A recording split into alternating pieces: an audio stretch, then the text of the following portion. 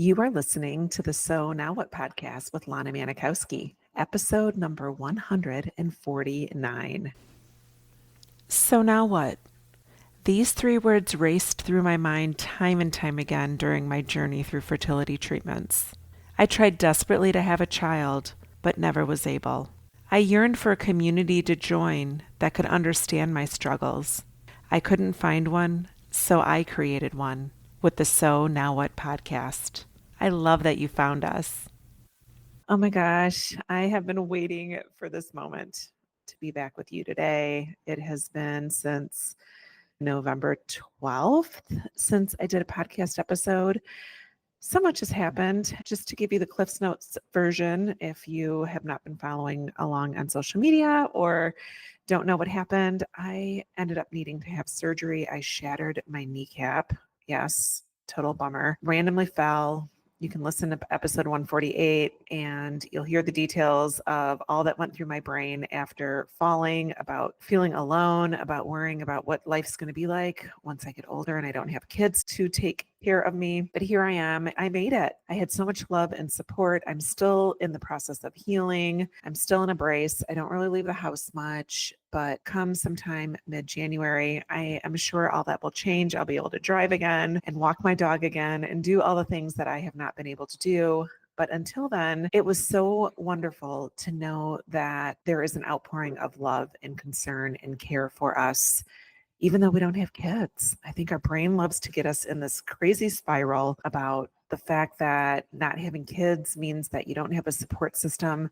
And all of that was totally debunked for me. So here I am, age 50, with so many people who've shown love, care, dropped off things, mailed cards, sent food, flowers, love, everything that I possibly could ask for happened for me. And I want you to know that you don't have to have kids to take care of you, because life is so much greater than that. But what I do want to talk about is that we are just upon Christmas. Okay. My family's Serbian Orthodox, so we celebrate Christmas on January 7th as well. So I basically have two Christmases. So depending on whether you celebrate Christmas or not, there's just probably a lot that's been going on for you. I was planning on having a call before all this debacle happened with me to support you through Thanksgiving and the Christmas holidays, but that ended up getting canceled. I want to let you know before we get too deep into this episode, this call has been rescheduled. It is this week on December 19th at 6 p.m. Central. It is a free masterclass all about handling the holidays, how to navigate traditions, how to feel like you're connected to family, how to feel like you can celebrate in the celebrations that maybe you don't feel connected to this year. So all this good stuff I'm going to cover off on. I'll put a link to it in my show notes so that you can register for this call. I'd love for you to join because I think this is such a valuable conversation that so many of us don't have because no one's talking about this stuff. And I know how heavy this time of year can feel, and handling the holidays when your dream of motherhood has not come true, whether you left IVF or fertility treatments this year or years ago, the holidays just bring up this mix of emotions that can be tough to navigate.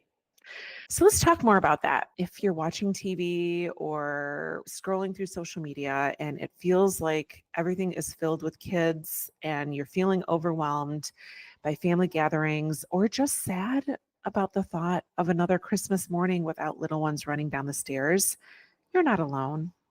And in this episode, we're going to talk through some of the ways to manage these feelings, how you can honor your experience, how you can honor your grief. Nobody tells us how to grieve when we don't have this thing that we thought we were going to automatically be given because we are females and our body was designed with reproductive organs.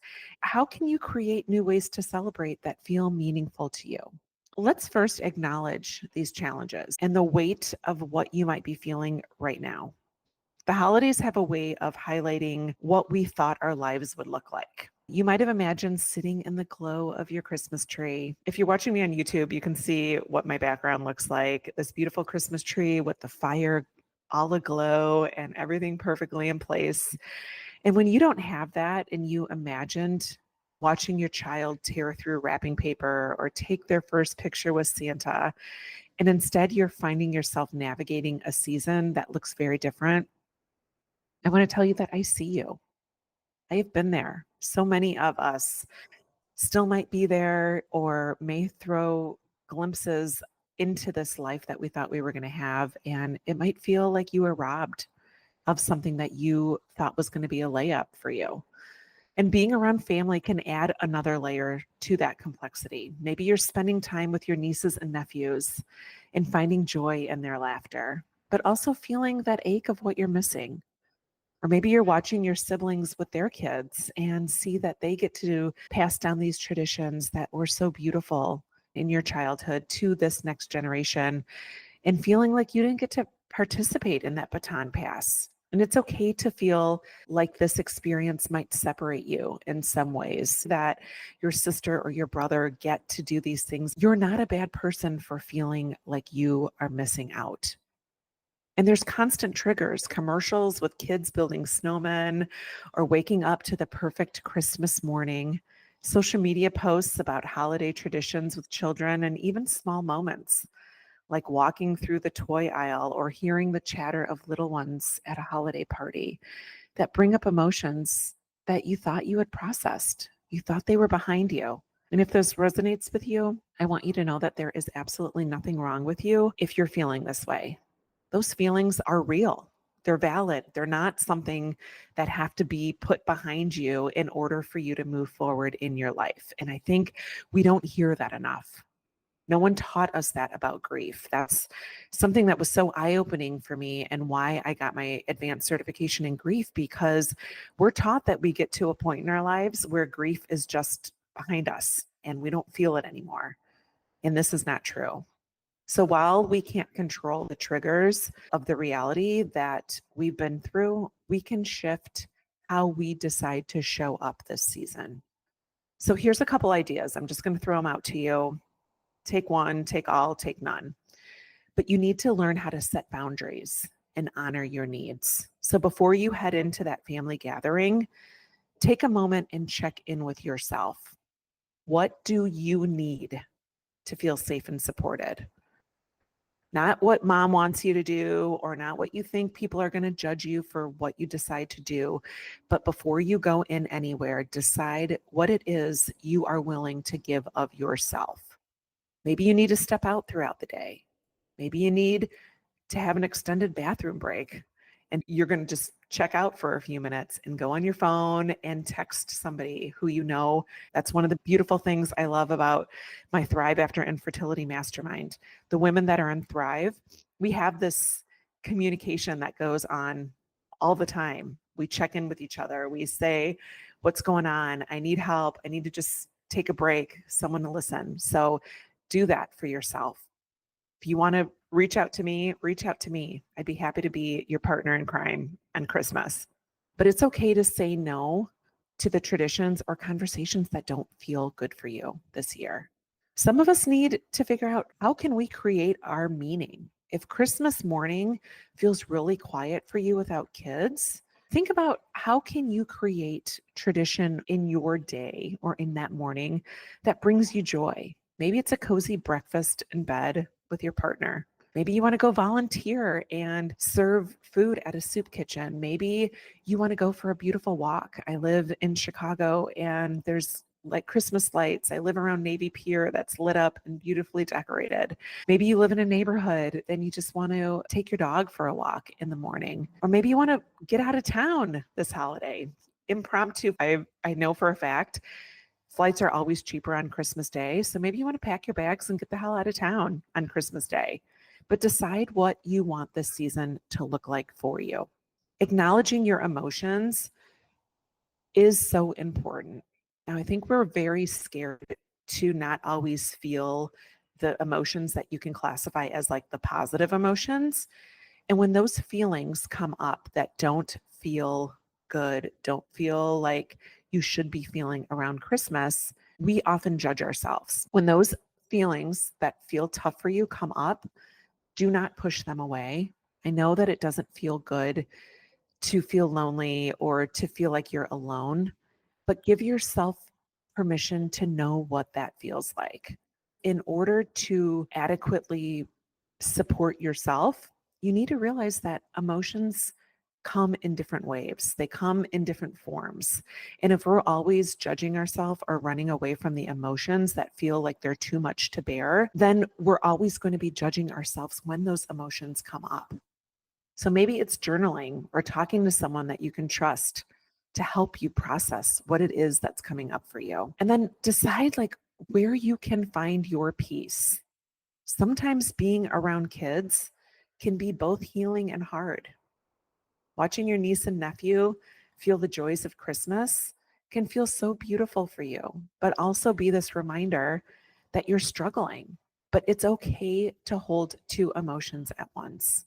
You can love your nieces and nephews while also grieving what hasn't happened for you. And when you allow both to exist, there can start to be the shift of peace and acceptance. So, as you move through this holiday season, I want you to remember that your worth is not defined by whether or not you have children. You are valuable and you're an important part of your family, your extended family, maybe your chosen family, your community, and the traditions that you're part of. Even if it feels like you're standing on the outside looking in, your presence matters so deeply. And if this season feels heavy, know that you don't have to navigate it alone. I want you to join this free masterclass I am teaching on Thursday, December 19th. We're going to talk more about these challenges, and I'll share practical ways that you can handle the holidays with more grace and more ease.